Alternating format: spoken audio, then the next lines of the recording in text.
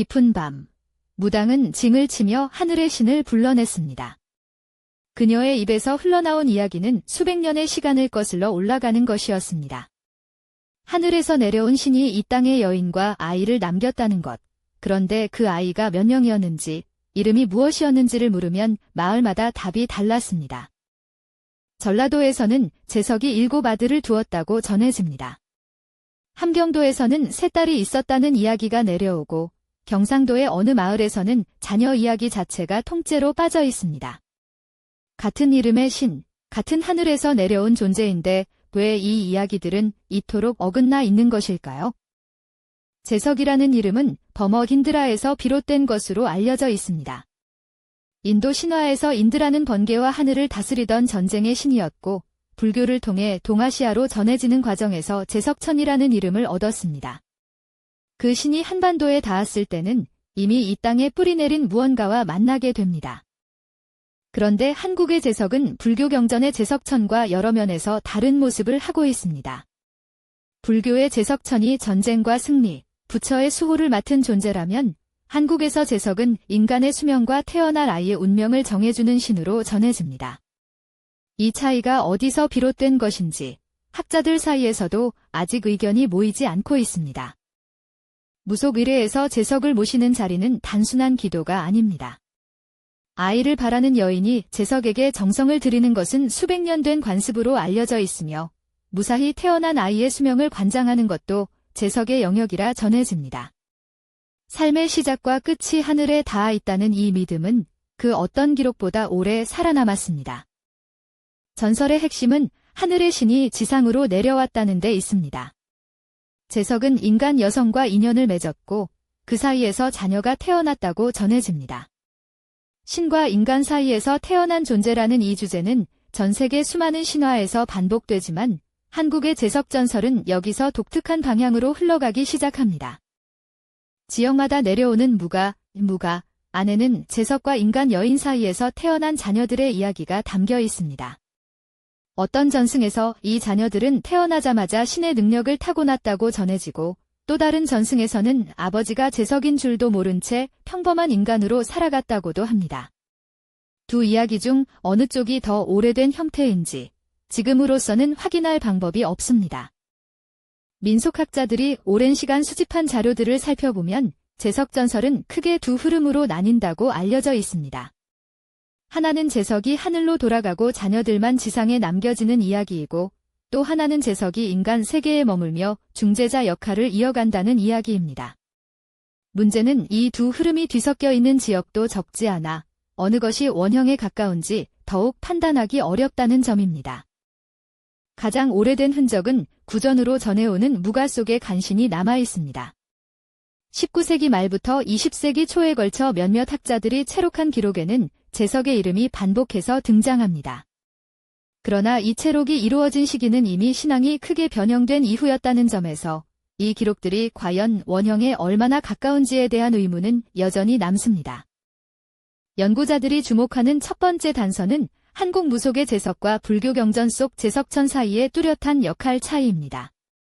경전에서 재석천의 핵심 임무가 부처를 수호하는 것이라면 한국의 재석은 철저히 인간 삶의 탄생과 수명에 집중합니다. 이 괴리가 외래 신앙이 토착화되는 과정에서 생긴 자연스러운 변형인지 아니면 아예 다른 신격이 이름만 빌린 것인지는 아직 명확하게 결론 나지 않았습니다. 두 번째 단서는 재석과 칠성신 사이의 겹침입니다. 일부 지역의 무속 의례에서는 재석과 칠성을 같은 신당에서 함께 모시며 두 신의 역할이 부분적으로 겹치는 경우도 있다고 알려져 있습니다. 칠성이 하늘의 별을 관장하는 신이라는 점에서 이 연결고리는 재석의 뿌리가 하늘을 향한 원시적 숭배와 맞닿아 있을 가능성을 조용히 가리킵니다. 세 번째 단서는 삼신할머니와의 교차점입니다. 아이의 탄생과 운명을 관장한다는 점에서 재석과 삼신은 놀랍도록 비슷한 역할을 맡고 있습니다. 실제로 일부 전승에서는 재석이 삼신의 역할을 함께 수행한다고 전해지기도 합니다. 이것이 원래 하나였던 신격이 나중에 둘로 갈라진 것인지 서로 다른 두 신격이 오랜 세월을 거치며 역할을 나누게 된 것인지 지금으로서는 알 수 없습니다. 지금까지 학계에서 가장 널리 논의되는 첫 번째 가설은 불교 유입 이후 혼합 과정을 통해 제석 신앙이 형성됐다는 설명입니다. 이미 존재하던 토착 하늘신 신앙의 불교의 제석천이라는 이름과 외형이 씌워지면서 현재의 모습이 만들어졌다는 것입니다. 이 가설은 한국 종교사에서 흔히 관찰되는 혼합 패턴과도 자연스럽게 맞아떨어집니다. 그러나 이 가설에는 쉽게 넘어가기 어려운 빈틈이 있습니다. 만약 불교가 제석 신앙의 틀을 제공했다면 왜 불교 사찰이 밀집한 지역에서 오히려 토착적 성격의 무속 제석 이야기가 더 풍부하게 채록된 경우가 있는 것일까요? 혼합이 이루어졌다면 그 방향이 어느 정도 일관되어야 하는데 실제 전승의 양상은 그렇게 단순하지 않습니다. 두 번째 가설은 제석 전설이 각 지역의 시족 기원 신화와 결합하면서 다양한 형태로 갈라졌다는 설명입니다. 하늘에서 내려온 존재가 우리 공동체의 조상이 됐다는 이야기는 세계 어느 문화에서나 발견됩니다. 각 지역 공동체가 제석이라는 하늘신에게 자신들만의 기원 이야기를 덧붙이는 과정에서 자녀의 수도 이름도 제각각 달라졌을 수 있다는 것입니다. 이 두 번째 가설도 완전하지는 않습니다. 시족 신화와 결합했다면 특정 혈연 집단과 연결된 제석 이야기가 더 뚜렷하게 남아있어야 하는데 실제 채록된 자료에서는 그런 경계가 잘 보이지 않습니다. 세 번째 가설은 더 단순합니다. 수백 년간 구전으로만 전해지다 보니 이야기꾼마다 세부를 달리했고 그것이 지역별로 굳어졌다는 것입니다. 가장 단순한 이 설명도 왜 핵심 구조까지 달라진 경우가 있는지는 충분히 설명하지 못합니다. 세 가지 가설 중 어느 것도 제석전설의 전체를 설명하는 데는 실패합니다. 어쩌면 제석은 처음부터 하나의 완결된 신화가 아니었을지도 모릅니다. 수천 년 동안 수많은 사람들이 저마다의 두려움과 간절함을 이 이름에 담았고 그 흔적들이 지금 우리가 보는 갈라진 이야기들로 남아있는 것일 수 있습니다. 제석전설의 원형이 무엇인지, 그 아이들이 어디로 갔는지는 아직 밝혀지지 않았습니다. 하늘에서 내려온 신의 이야기는 오늘도 어느 신당에서 계속되고 있겠지만 그 이야기가 처음 어떻게 시작됐는지는 여전히 안개 속에 있습니다.